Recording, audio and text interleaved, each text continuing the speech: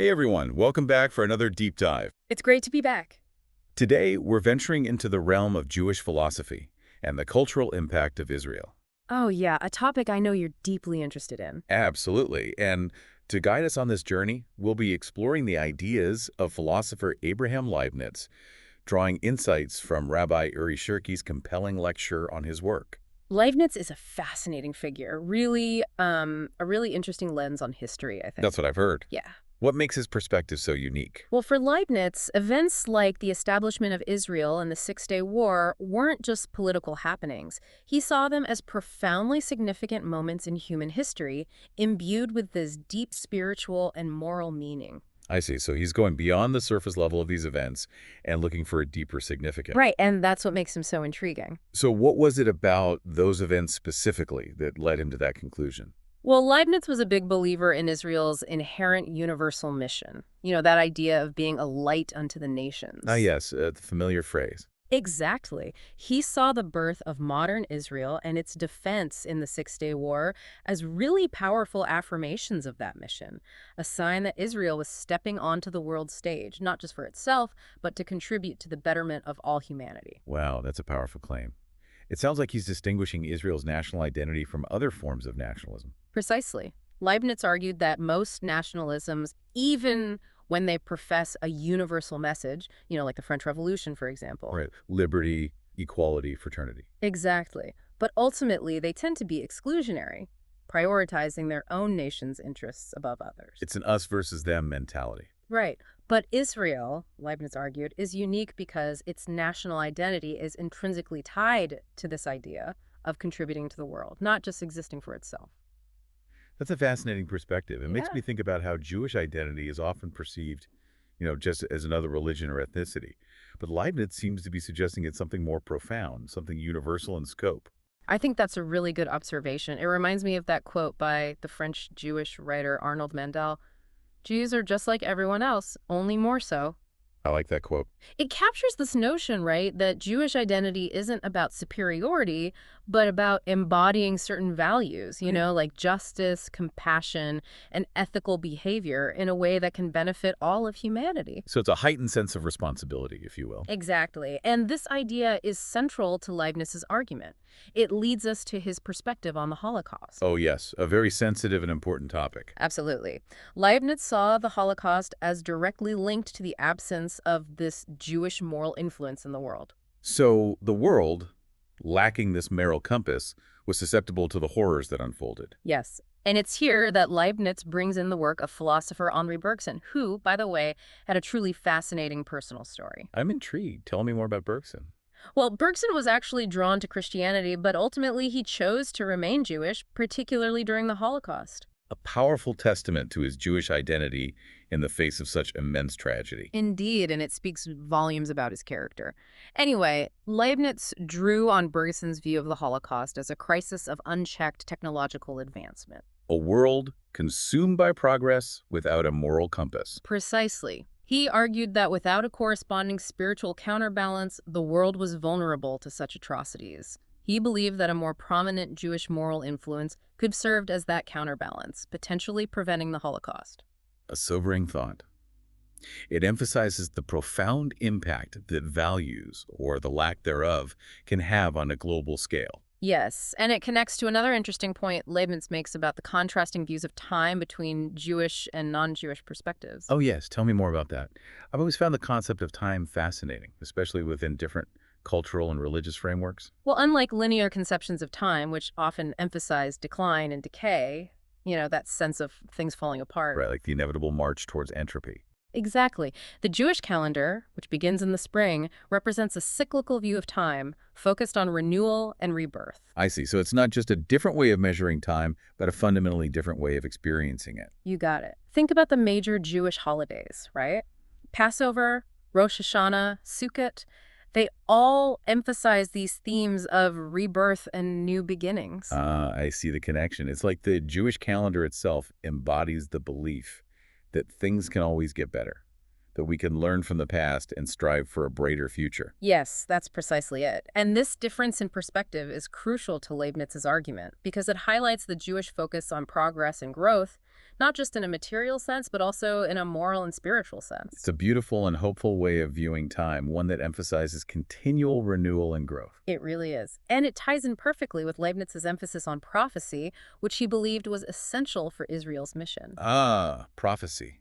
That brings up some interesting questions. Because if prophecy is meant to guide humanity towards a brighter future, as Leibniz suggests, how do we reconcile that with the apparent absence of prophecy in our time? That's a good question, and Leibniz tackles this head-on. He explores several reasons for this seeming absence of prophecy. Okay, so what are some of the reasons he proposes? Well, for one, he points to Christianity and Islam, where the belief in a final prophet, Jesus for Christians and Muhammad for Muslims, Right, makes sense. makes further prophecy seem somewhat unnecessary, right? Yeah, I can see how that would change the understanding of prophecy within those faiths. Exactly. But what I find really fascinating is his engagement with Blaise Pascal, a 17th century philosopher. Yes, Pascal. Quite a brilliant but complex figure. He was, and he grappled with the continued existence of the Jewish people. He was a Christian, so he found their survival throughout history to be perplexing. Yet he acknowledged something really profound. He said that if God ever revealed himself to humanity, one would have to consult the Jews to understand it. That's quite a statement, coming from someone outside the Jewish tradition. It is, right.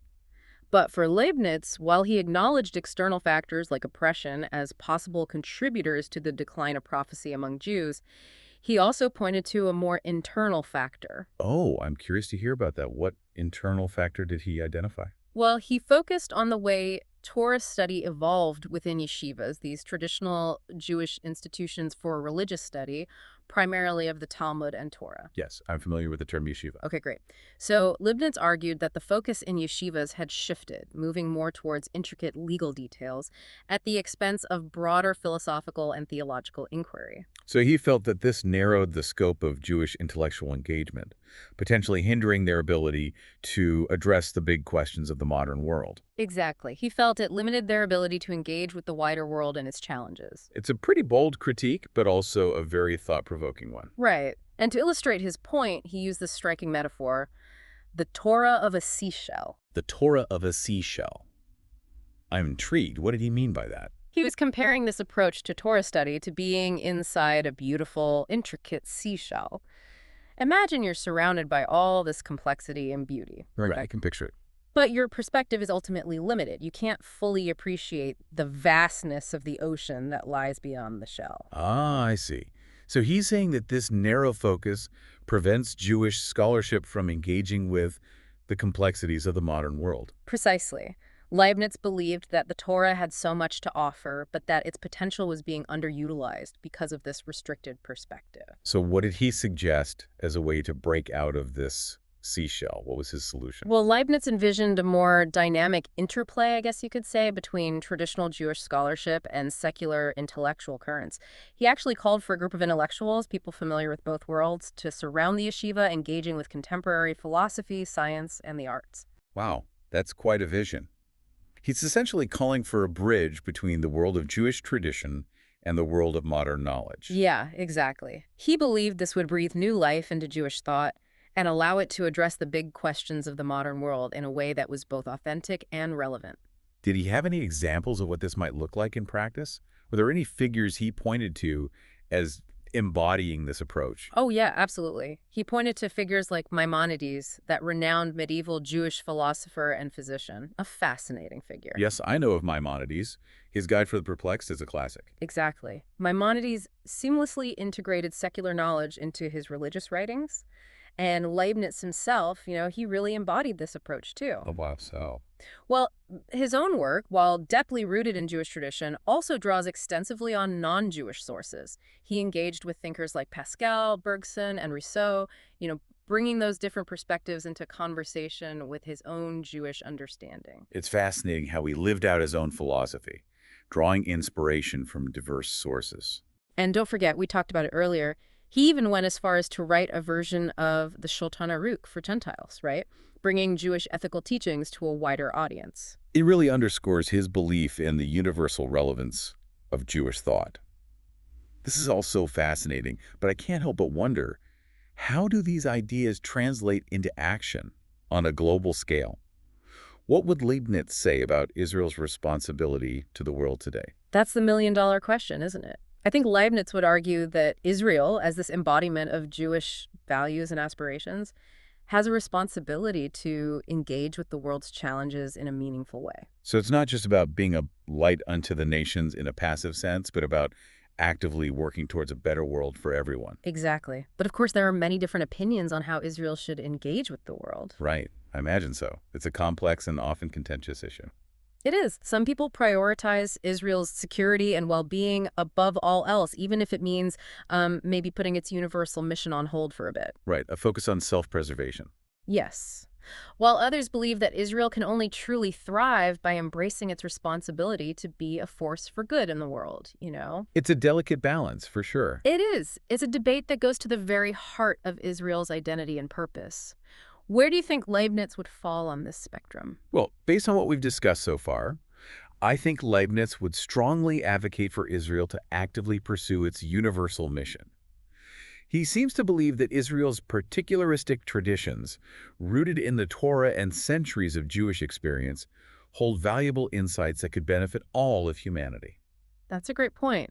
He saw those traditions not as barriers, but as potential bridges to connect with the wider world. So it's about finding a way to balance those particularistic traditions with the universal mission Leibniz envisioned. Is that what you're saying? Precisely. It's a delicate balancing act, but one that Leibniz believed was essential for Israel to fulfill its potential on the world stage.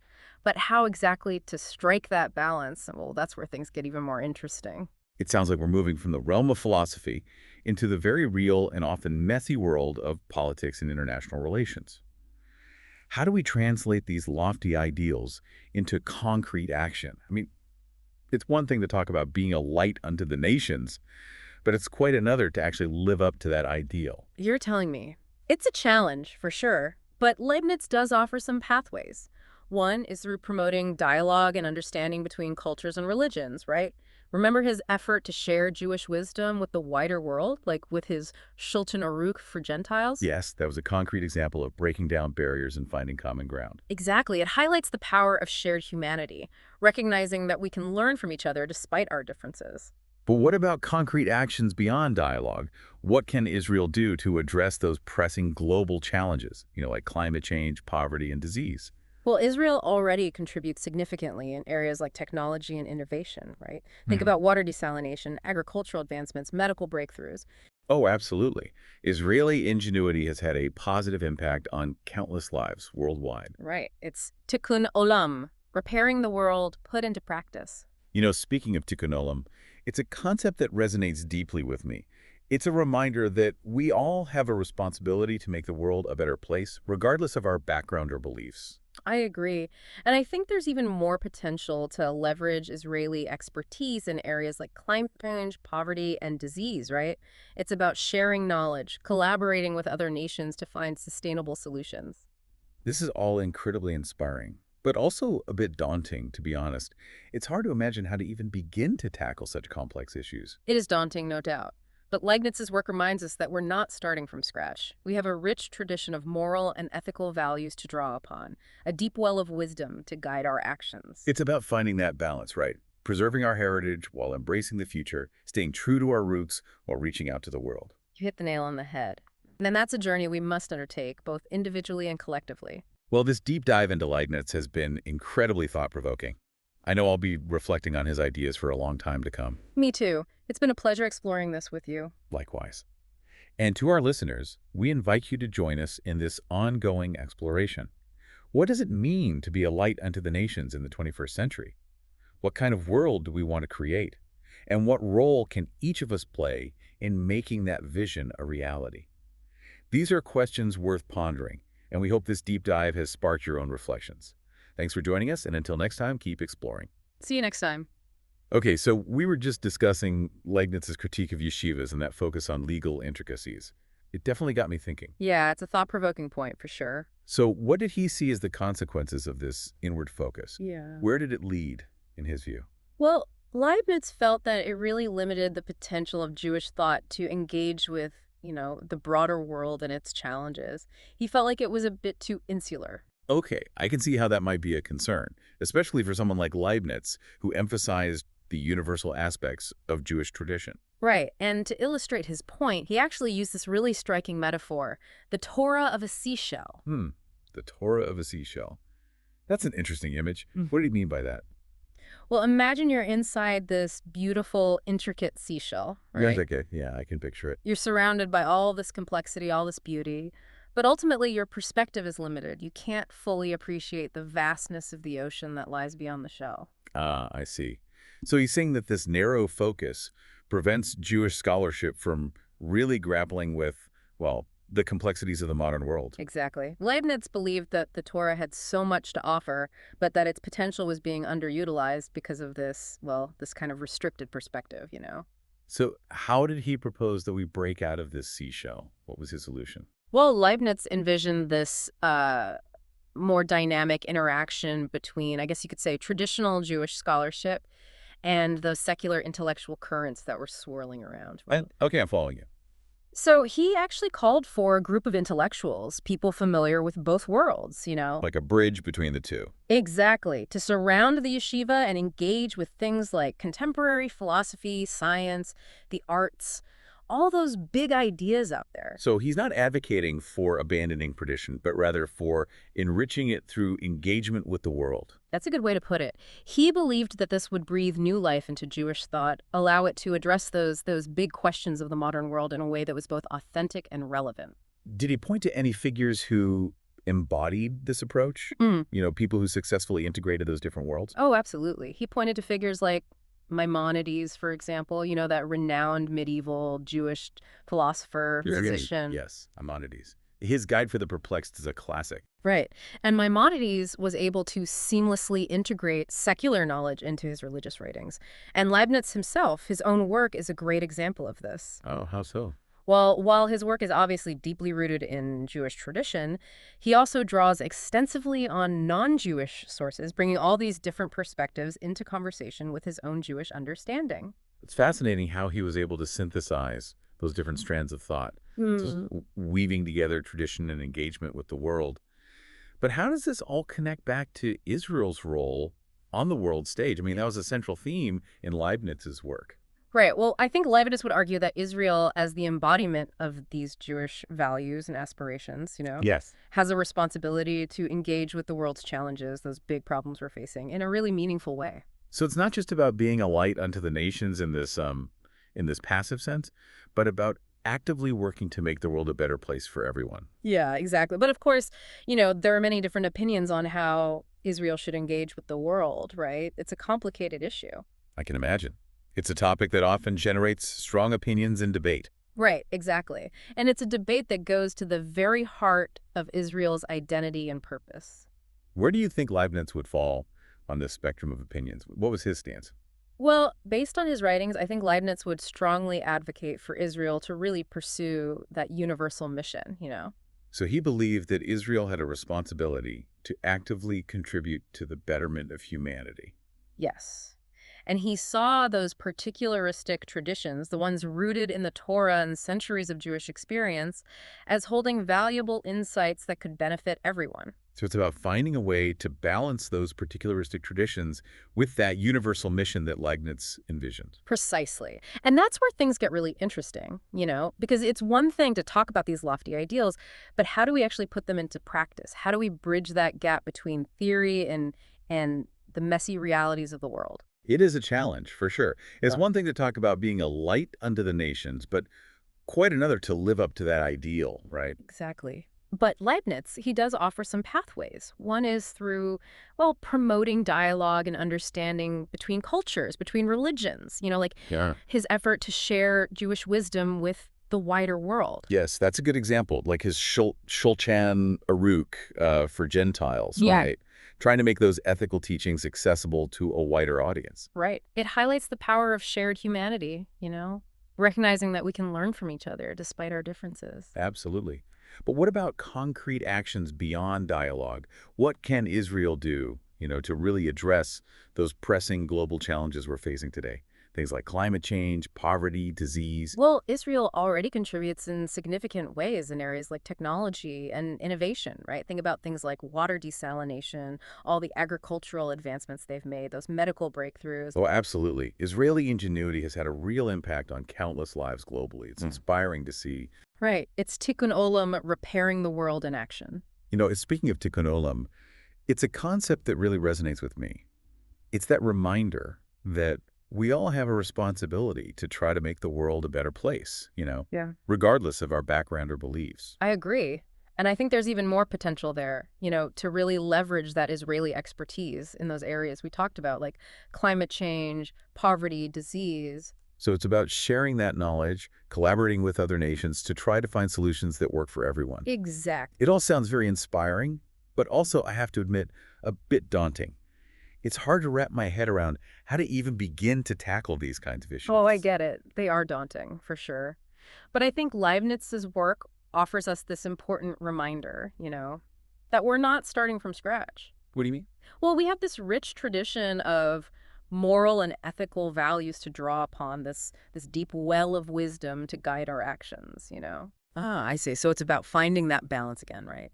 Preserving that heritage while embracing the future, staying true to our roots while reaching out to the world. Exactly. Put it perfectly. And that's a journey we have to undertake, both individually and collectively.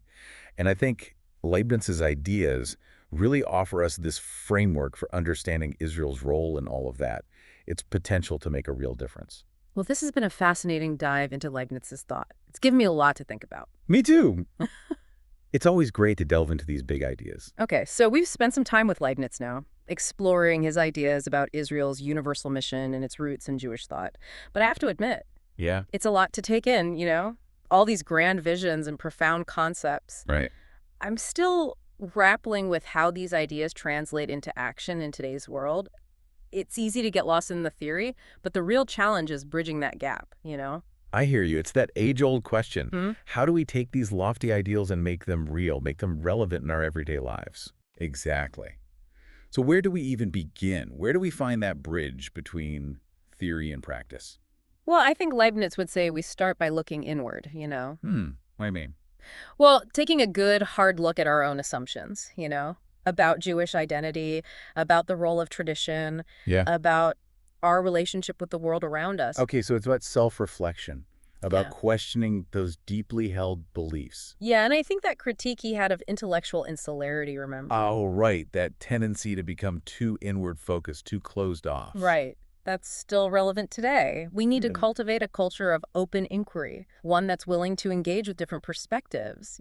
Even those that might challenge our comfortable assumptions. Exactly. It makes me think of that concept we touched on earlier, the revival of the holy. Yeah, Rabbi Cook's idea. It's not about imposing our values on others, but about finding ways to make those values relevant, to breathe new life into them in this ever-changing world. That's it. And it requires a willingness to learn from others, right? To be inspired by different cultures, different intellectual traditions, not just staying in our own little bubble. Leibniz certainly embodied that approach, drawing from so many diverse sources. He did. And remember, Jewish tradition itself has never existed in a vacuum. Right. It's always been in conversation with the world. And that dialogue, that back and forth, it feels even more crucial now, in this interconnected world where we're all facing these massive challenges together. Oh, absolutely. Things like climate change, inequality, extremism. Yeah, all those big interconnected problems, they demand a collective response, a global effort. And that brings us back to Leibniz's central point, right? About Israel's role in all of this. Yeah, he believed that Israel, as this embodiment of Jewish values and aspirations, has a unique role to play in shaping a more just and compassionate world. But how do we go from aspiration to action? It's one thing to talk about being a light unto the nations, but how do we actually live up to that ideal? It is a challenge. But Leibniz, he does offer some pathways. Okay, I'm listening. What are some of those pathways? Well, one is through, promoting dialogue and understanding between different cultures and religions. So building bridges, finding common ground. Right. Like, remember that effort he made to share Jewish wisdom with the wider world, like with his Shulchan Aruch for Gentiles? Yes, a very concrete example of reaching across those divides. Exactly. Yeah. And it really highlights that power of shared humanity, recognizing that we can learn from each other even when we don't agree on everything. Makes sense. But what about concrete actions, beyond dialogue? What can Israel do to really address these global challenges we're facing? Well, think about it. Israel is already making significant contributions in areas like technology and innovation, right? Yes, absolutely. Water desalination, agricultural advancements, all those medical breakthroughs they've made. It's pretty remarkable. It is, and it's tikkun olam, Preparing the world. putting it into practice. And I think there's even more potential there to really leverage that expertise. In what ways? Well, think about things like climate change, poverty, disease. Those areas where Israel has developed some really innovative approaches. Okay, I'm following you. So it's about sharing that knowledge, collaborating with other nations, working together to find solutions. That makes sense. Yeah, But it's still such a big task. Kind of overwhelming, to be honest. it is. It is overwhelming. But I think Leibniz's work gives us this important reminder that we're not starting from scratch. Hmm, that's a good point. How so? Well, we have this incredibly rich tradition to draw upon, this wellspring of moral and ethical values, this wisdom that's been accumulated over centuries, right? Ah, I see what you mean. We're not just wandering in the dark. We have a compass to guide us. Right, and it's about finding that balance, isn't it? That balance. Between preserving that heritage, holding on to what's precious, what's valuable from the past, Yes. but also embracing the future, staying true to our roots while reaching out to the world. It's that delicate dance between tradition and progress, between particularism and universalism. Exactly. And it's a dance we all have to learn, both individually and collectively. Well, this has been an incredible journey exploring these ideas with you. I agree. Leibniz is definitely a thinker who stays with you. He really is. And I want to thank you, our listeners, for joining us on this deep dive. It's been a pleasure sharing these ideas with you. And as we wrap up, I think it's fitting to end with a question, something for all of us to ponder. Oh, I like that. A question to carry with us. Exactly. So what does it mean to be a light unto the nations in the 21st century? What kind of world do we want to create? And what role can each of us play in making that vision a reality? These are questions worth wrestling with, worth exploring. And we hope that this deep dive has given you some food for thought, some inspiration for your own journey. Until next time, keep exploring. Take care, everyone.